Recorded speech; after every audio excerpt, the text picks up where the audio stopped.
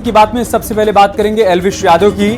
बड़ी बात यह सामने आई कि नोएडा में सांपों का जहर बेचने के आरोपी यूट्यूबर एल्विश यादव पूछताछ के लिए लखनऊ में ईडी दफ्तर पहुंचे। मनी लॉन्ड्रिंग केस में ईडी ने एल्विश को तलब किया था और इस मौके पर एल्विश ने कहा कि मुझे जो कहना था मैं पहले ही कह चुका हूं। आपको बता दें कि ईडी ने एल्विश को 8 जुलाई को बुलाया था, लेकिन विदेश में होने के चलते उसने कुछ दिनों की मोहलत मांगी थी, जिसके बाद उसे आज बुलाया गया था।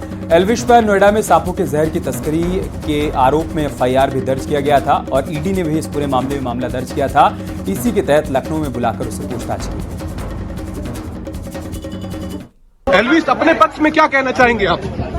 इतना बता दीजिए अपना पक्ष क्या आपको गलत आरोप में फंसाया जा रहा है? गलत आरोप में फंसाया जा रहा है तो क्या कहना चाहिए?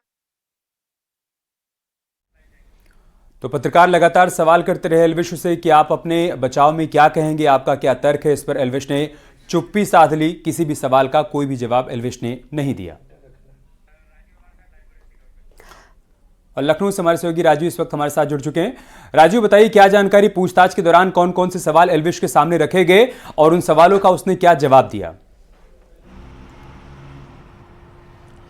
देखिए अमित, सांपों के जहर से जुड़ी तस्करी के मामले में एल्विश यादव पर मार्च में एफआईआर दर्ज की गई थी और 17 मार्च को गिरफ्तार कर उसको जेल भेजा गया था। हालांकि 5 दिनों बाद 22 मार्च को उसकी जमानत हो गई थी, जिसके बाद मनी लॉन्ड्रिंग का एक केस ईडी द्वारा दर्ज किया गया था। उसी मामले में बीते 8 जुलाई को इसे तलब किया गया था, लेकिन इसने ये बताया कि वो विदेश में है, जिसके चलते उसे कुछ दिनों की मोहलत दी जाए। जिसके बाद आज वो 23 जुलाई को पहुंचा था। आज करीब 11 बजे ईडी दफ्तर पहुंचा था और करीब 6 से 7 घंटे तक एल्विश यादव से पूछताछ की गई। इस दौरान उससे जहरों, जो सांपों का जहर था वो कहां से आता था, उससे जानकारी हासिल की गई, उससे जुड़े सवाल किए गए। साथ ही साथ जो उसके बैंक ट्रांजैक्शन थे, जो पैसों का लेन देन किया गया इस दौरान उसके खाते, और उसके दोस्त जो थे राहुल फजलपुरिया, जिसे पहले भी पूछताछ ईडी ने की थी, उसके बारे में जानकारी हासिल की गई। इतना ही नहीं, इस दौरान जो तमाम इन लोगों के द्वारा जो बड़ी पार्टी होती थी, रेप पार्टीज होती थी, उनमें जो सांपों का जहर नशे के लिए सप्लाई किया जाता था, उससे भी जुड़े तमाम सवाल जवाब किए गए। और साथ ही साथ जो इन लोगों द्वारा,